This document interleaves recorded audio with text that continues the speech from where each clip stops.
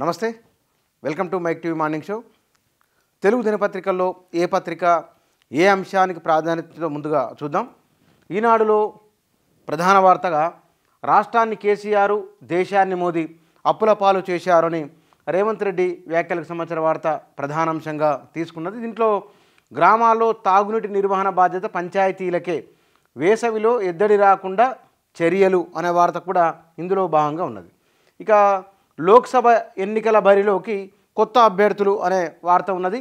పాక్ మాజీ ప్రధాని ఇమ్రాన్కు 10 ఏళ్ల జైలు శిక్ష అనే వార్త కూడా మొదటి పేజీలో ఇచ్చి లోపల పేజీలోకి ఇండికేషన్ ఉందిగా.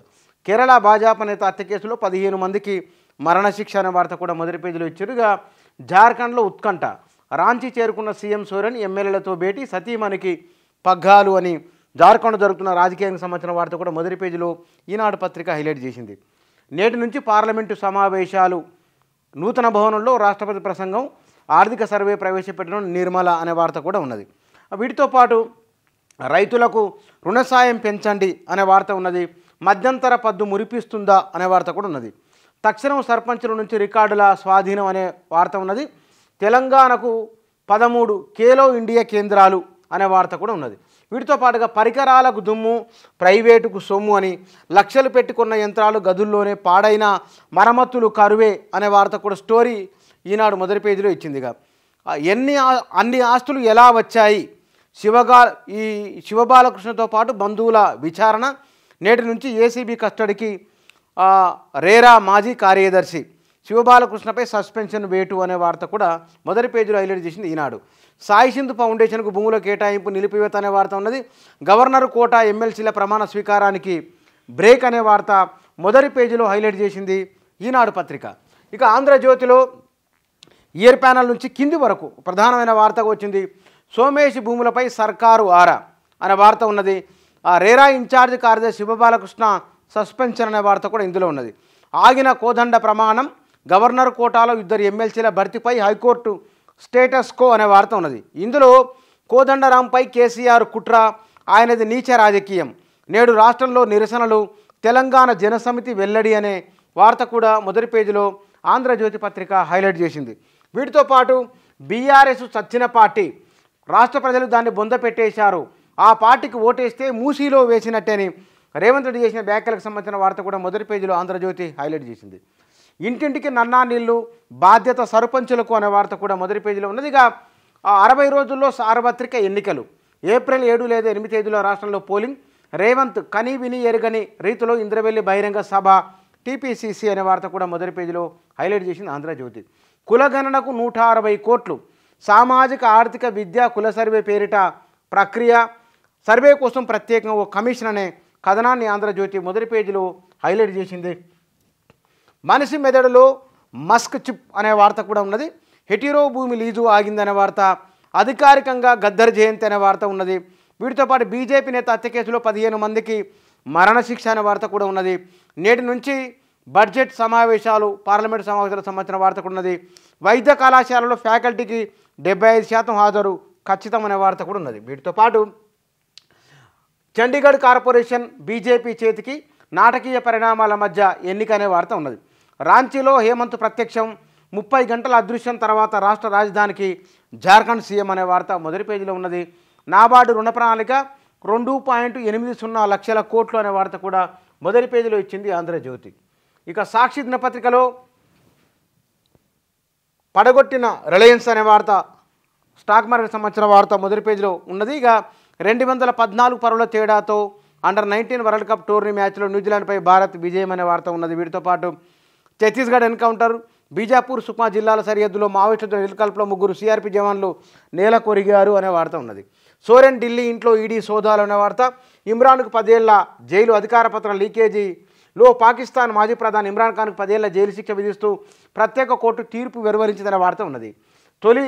తోటి టీచర్లను కాల్చి చంపి ప్రేమ వ్యవహారం, 2 టీచర్లను బలిగొంది, 2 టీచర్లను కాల్చి చంపిన మరో టీచర్ ఆత్మహత్యాయత్నం చేశారు అనే వార్త కూడా మొదటి పేజీలో ఉన్నది. ఆగిన ప్రమాణం, గవర్నర్ కోటా ఎమ్మెల్సీలుగా కోదండరాం, అమీర్ అలీ ఖాన్ ప్రమాణ స్వీకారానికి మరోసారి ఆటంకం అనే వార్త సాక్షి మొదటి పేజీలో హైలైట్ చేసింది.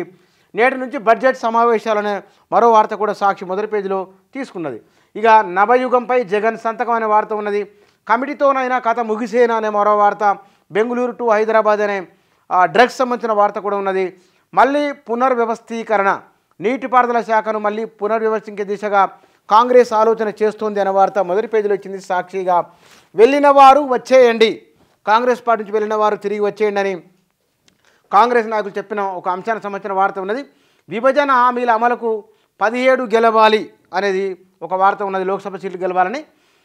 వైద్య విద్యలో వెనుకబాటు అనే వార్త, వ్యవసాయానికి 1.33 లక్షల కోట్ల రుణం అనే వార్త ఉన్నది. వీటితో పాటు బీజేపీ నేత హత్య కేసు, 15 మందికి పిఎఫ్ఐ కార్యకర్తలకు మరణశిక్ష అనే వార్త కూడా మొదటి పేజీలో ఇచ్చింది సాక్షి. ఇక ఏ చర్చకైనా సిద్ధం, అఖిలపక్ష భేటీలో స్పష్టం చేసిన కేంద్ర ప్రభుత్వం, పలు సమస్యలను లేవనెత్తిన విపక్షాలు, రాహుల్ యాత్రను సజావుగా సాగనివ్వట్లేదు కాంగ్రెస్, కేంద్ర దర్యాప్తు సంస్థల దుర్వినియోగంపై వైఖరి చెప్పాలని పట్టు.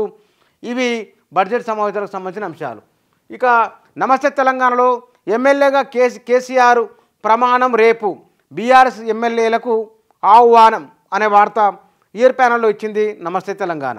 వీటితో పాటు దామగుండంపై కొండంత అబద్ధం, రాడార్ కేంద్రపై కండ్లకు గంతలు అనే వార్త మొదటి పేజీలో ఇచ్చింది నమస్తే తెలంగాణ. ఇక ఎగువన ఎండబెట్టి దిగువకు పారకం, మంత్రి కోసం ఎస్ఆర్ఎస్పి స్టేజ్ 1 ఆయకట్టు పనం, టెయిల్ ప్యాంట్ మాటల జలాల తరలింపు అనే వార్త ఉన్నది. ఇక సోరెన్ భార్యకు సీఎం పగ్గాలు అని జార్ఖండ్ సంబంధించిన వార్త ఉన్నది.